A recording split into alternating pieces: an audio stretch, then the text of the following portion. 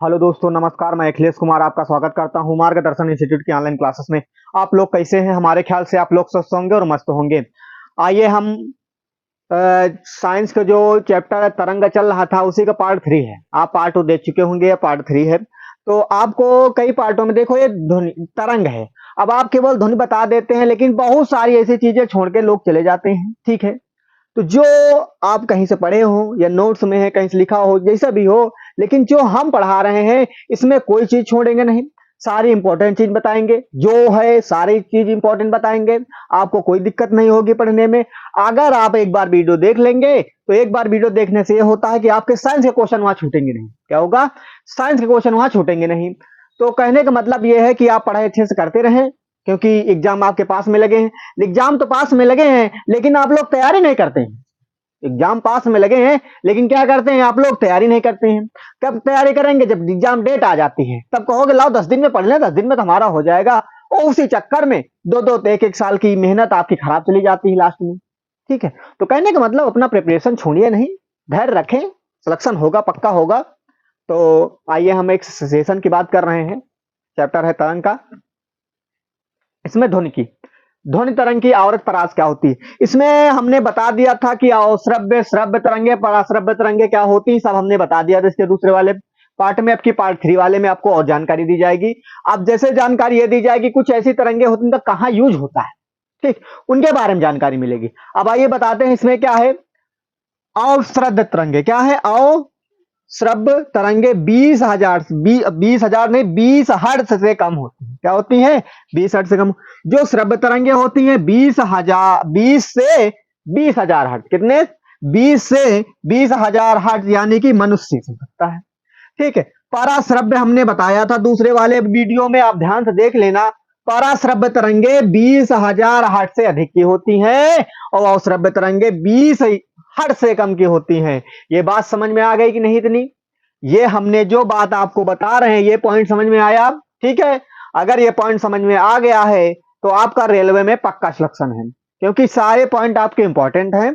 चाहे आप railway NTPC में, चाहे ग्रुप डी में हो, चाहे टेक्नीशियन में हो, चाहे आरपीएफ में हो, साइंस का जितना भी रोल है आप इससे पढ़ रहे हैं। आप किसी विभाग में और अगर साइंस आ रही है तो आपकी साइंस छूटेगी नहीं।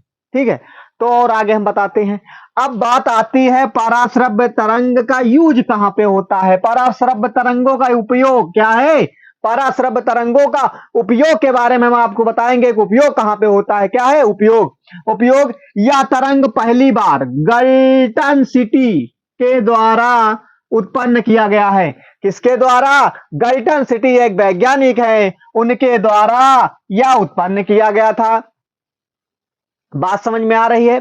देखो, रेगुलर क्लासें मिल रही हैं आपको। एक आध दिन अगर क्लासें नहीं मिली हैं तो स्वास्थ्य खराब हो जाने के कारण आपको क्लासें नहीं मिल पाई रेगुलर, उसके लिए आप परेशान न मत होना, ना कोई चैनल छोड़ के जाना कि हाँ क्लासें नहीं बराबर मिलेंगी। मिलेंगी, सब सारी बराबर क्लासें मिल रही हैं। ठीक है, तो यानी कि इसमें क्या है, यह तरंग पहली बार गल्टन सिटी द्वारा उत्पन्न किया गया था। क्या? गल्टन सिटी द्वारा उत्पन्न किया था।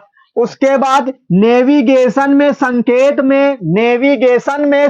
भेजने के लिए, देखो नेविगेशन होता है, नेविगेशन में संकेत भेजने के लिए पराश्रव्य तरंगों का उपयोग होता है। ठीक है, अगली बात करते हैं। मशीन और चिमनियों में जमी कालिख साफ करने में किया जाता है। किसका? पराश्रव्य तरंगों का। किसका? पराश्रव्य तरंगों का। उसके बाद कृषि में कीड़ों को नष्ट करने में, जो कृषि में कीड़े लग जाते हैं, फसल जैसे किसानों की फसल होती है उसमें कीड़े लग जाते हैं, तो उसको नष्ट करने के लिए पराश्रव्य तरंग का यूज किया जाता है, उपयोग किया जाता है। बात समझ में आ रही है? अगला क्या है? हृदय, हृदय के ईसीजी। अब ईसीजी आपने देखा, वहां पे भी पराश्रव्य तरंगों का उपयोग होता है। अब यहाँ कहाँ होता है, तो यहाँ लिखा हुआ ईसीजी कहाँ होता है? हृदय का। ठीक है, यहाँ पे होता है ना ईसीजी। तो ये बात क्लियर हो गई। अगला क्या है? अल्ट्रासोनोग्राफी में पराश्रव्य तरंगों का प्रयोग होता है। किसमें? अल्ट्रासोनोग्राफी में पराश्रव्य तरंगों का उपयोग होता है। पथरी के इलाज में, किसमें? पथरी हो जाती है लोगों की, ठीक है, पथरी के इलाज में। अब हम यह नहीं बताएंगे किससे पथरी होगी, हम केवल ये बता रहे हैं आपको कि पथरी के इलाज में पराश्रव्य तरंग का यूज होता है, यानी कि उपयोग किया जाता है। शल्य चिकित्सा में किसमें? शल्य चिकित्सा में किसमें? शल्य चिकित्सा में पराश्रव्य तरंगों का उपयोग किया जाता है। और कुछ पौधों की वृद्धि की दर बढ़ाने में उपयोग किया जाता है। क्या किया जाता है? कुछ पौधों की वृद्धि दर बढ़ाने में उपयोग किया जाता है। अब आगे और हम बता रहे हैं, गंदे कपड़े साफ करने में, क्या करने में? गंदे कपड़े कपड़े साफ करने में पराश्रव्य तरंग का उपयोग किया जाता है। क्या किया जाता है? गंदे कपड़ों, क्या है? गंदे कपड़ों को साफ करने में पराश्रव्य तरंग का उपयोग किया जाता है। तो अब ये आप क्या करें, देखो ये जो लिखे हैं ये सारे इंपॉर्टेंट पॉइंट हैं। क्या है? ये सारे इंपॉर्टेंट पॉइंट हैं। एग्जाम में एयरफोर्स हो या नेवी में साइंस आ रहा है, इसमें से एक क्वेश्चन जरूर पूछा जा रहा है। ठीक है, तो रेलवे का तो रोल है ही है, आप समझ गए होंगे। तो चाहे तो हम साइड हो रहे हैं, आप स्क्रीनशॉट इसको कर सकते हैं। आइए अब आगे बताते हैं। अब ये लास्ट है, जो पार्ट 3 में यानी कि पूरा समाप्त हो जाएगा। तरंग का जितना भी प्रोसेस था हमने सारा बता दिया था। ध्वनि तरंगे, सब सारी तरंगे के बारे में बता दिया था। किसका अनुदैर्ध्य अनुप्रस्थ के बारे में हमने जरूर बताया था, और पराश्रव्य के बारे में बताया था, श्रव्य के बारे में बताया था, कौन कौन इसको मतलब सुन सकता है, कौन नहीं सुन सकता है। 20,000 हर्ट्ज, 20 हर्ट्ज, ये सारी बारे हम जानकारी दे दिए हैं, वीडियो में है, आप देख लेना। आप अगर अच्छी नोट्स बना लेना तो आप अच्छी नोट्स बना सकते हैं। अब ये देखो यहाँ पे एक इंपॉर्टेंट बात क्या आती है, तरंग की चाल, तरंग दैर्ध्य एवं आभासी नहीं सॉरी, यहाँ एवं आवृत्ति में संबंध। क्या है? आवृत्ति में संबंध। तो चाल बराबर होता है आवृत्ति गुणे तरंग दैर्ध्य। तो चाल बराबर क्या होता है? आवृत्ति गुणे तरंग दैर्ध्य। अब एक बात आती, हमने पहले कभी पढ़ा था, तो एक फैदम बराबर क्या होता है, क्योंकि ये कहीं मिला तो एक फैदम बराबर छोड़ के क्वेश्चन चलाया जाता है। ठीक है, तो एक फैदम बराबर होता है 1.82 मीटर। क्या होता है? 1.82 मीटर होता है। अगला बात क्या लिखा हुआ है, समुद्री दूरी मापने की इकाई नॉटिकल मील कहलाती है। कहीं एक नॉटिकल बराबर इतने को होता है, एक नॉटिकल, वहां 2 नॉटिकल मील गए थे, जहाज लेकर क्या गए थे, जहाज लेकर 2 नॉटिकल मील गए थे, 5 नॉटिकल मील गए थे, 6 नॉटिकल मील गए थे। कहीं 20 नॉटिकल मील जाना है हमको, ऑस्ट्रेलिया जाना है या दूसरे देश के बाद जाना है, तो यहाँ पे होता है एक नॉटिकल मील बराबर होता है 1852, 1852 मीटर होता है। कितना होता है? 1852 मीटर होता है, लगभग या 1.5 किलोमीटर से ज्यादा, यानी कि 1852 मीटर होता है। तो यानी कि कहने का मतलब है कि इसमें कैसे बताया जाता है कि हमें 15 नॉटिकल मील जाना है, 20 नॉटिकल मील जाना है, 40 नॉटिकल मील जाना है। तो ये नॉटिकल मील आपको पता चल गया कि एक नॉटिकल मील बराबर क्या होता है। अब आगे आती है बात, पानी के जहाज की गति का मात्रक क्या होता है? नॉट होता है। क्या होता है? पानी के जहाज की गति का मात्रक नॉट होता है। क्या होता है? पानी के जहाज की गति का मात्रक नॉट होता है। अब आगे बात आती है, अब आगे क्या है, ये सारे इंपॉर्टेंट फैक्ट लिखे हुए हैं, जो ये सारे आपको बताए जा रहे हैं, ये सारे क्वेश्चन प्रीवियस ईयर के क्वेश्चन हैं। सब वन लाइनर में स्टार पॉइंट, जैसे साइंस पढ़ाई जाती है उसी हिसाब से वन लाइनर में आपको लिखाया गया है, आपको याद कराने की कोशिश कराई जा रही है। आप केवल वीडियो पर बने रहें। ठीक है, तो अब आगे क्या बात इसमें लिखी हुई है, झूले पर झूलती हुई एक लड़की यदि एकाएक खड़ी हो जाती है तो झूला, देखो जब हम गांव में झूला झूलते हैं तो जैसे कुछ लोग बैठे रहा थे, ठीक है, अब एक लोग उधर बैठो, एक लोग उधर बैठे हो, ठीक है, या झूले पर झूलती हुई एक लड़की यदि एकाएक खड़ी हो जाए तो झूला तेज चलने लगता है। क्या होता है? झूला तेज चलने लगता है। क्वेश्चन ये आता है कि झूले पर झूलती एक लड़की यदि एकाएक खड़ी हो जाए तो झूला पर क्या परिवर्तन होगा, स्थिर रहेगा या रुक जाएगा या धीमा हो जाएगा या तेज हो जाएगा? तो क्या हो जाएगा? तेज हो जाएगा। ये बात क्लियर हो गई ना? क्या हो जाएगा? तेज हो जाएगा।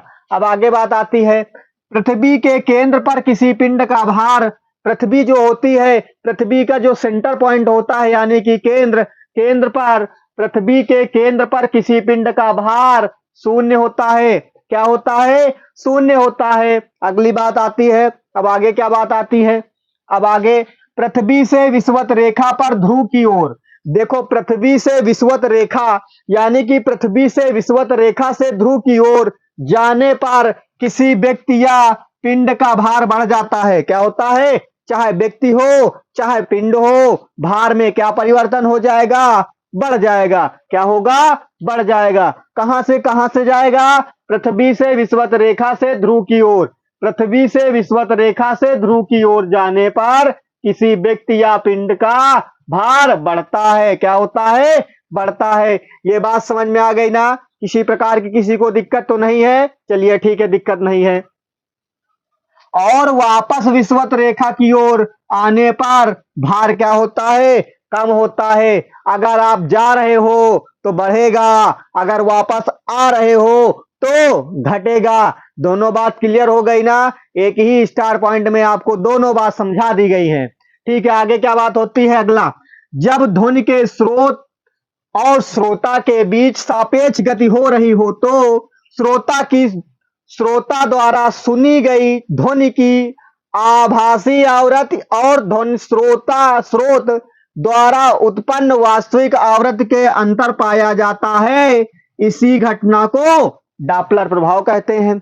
अब डॉपलर प्रभाव के हम आपको एकदम देहात भाषा में बताएं कि क्या होता है। जैसे कि हम देखो, एक बात आपको बताएं, बात यह है कि जैसे कि ट्रेन आई, मतलब रेलगाड़ी, तो आप जब रेलवे ट्रैक पर जैसे खड़े रहते हो ना, आप इंतजार करते हो प्लेटफॉर्म पे ट्रेन का, तो जब हारन मारती है ट्रेन, तो जब हारन बजाती है तो आपको तेजी सुनाई देता है जो लोग प्लेटफॉर्म पर खड़े रहते हैं, और जो लोग ट्रेन के अंदर रहते हैं उनको धीमा सुनाई देता है। अब यानी कि देहात भाषा में समझ में आ गई कि एक स्रोत हो गया, एक श्रोता हो गया। अब बात पूरी क्लियर हो गई ना? तो यानी कि कहने का मतलब किस घटना के कारण कम सुनाई देता है? तो यानी कि डॉपलर प्रभाव। अब बात समझ में आ गई। हमने फिर से आपको बता दे रहे हैं कि आप प्लेटफॉर्म पर ट्रेन का वेट कर रहे हैं, आपका साथी कोई ट्रेन के अंदर बैठा है, उसका उतनी तेजी से हारन नहीं सुनाई देगा, बल्कि वो ट्रेन ही हारन बजा रही जिस ट्रेन पर तुम्हारा मित्र बैठा हुआ है, और तुम्हारा मित्र नीचे खड़ा, उसको तो कान बंद करने पड़े, कितनी इतनी तेज हारन ट्रेन रेलगाड़ी मार रही है कि दिक्कत हो रही है। तो कहने का मतलब यह है कि श्रोता समझ में आ गया है क्या चीज? बात क्लियर हो गई? यहां से कोई चीज भाई दिक्कत तो नहीं है? ठीक है। अगर कोई चीज, अगर किसी की दिक्कत हो तो आप जब कमेंट करोगे ना, तो आपका कमेंट देखा जाता है और आपका रिप्लाई भी दिया जाता है कि हाँ, समस्या आपका वॉइस में प्रॉब्लम है, या दिख नहीं रहा है, छोटा दिख रहा है, या हम सामने खड़े रहते हैं हट नहीं जाते, इसमें दिक्कत है। आपको कहीं प्रॉब्लम हो तो आप कमेंट के माध्यम से बता सकते हैं, क्योंकि साइंस के बेस्ट ऑफ बेस्ट यानी कि क्लासें आपकी चल रही हैं रेगुलर, बढ़िया से आपको मिल रहा है मैटर।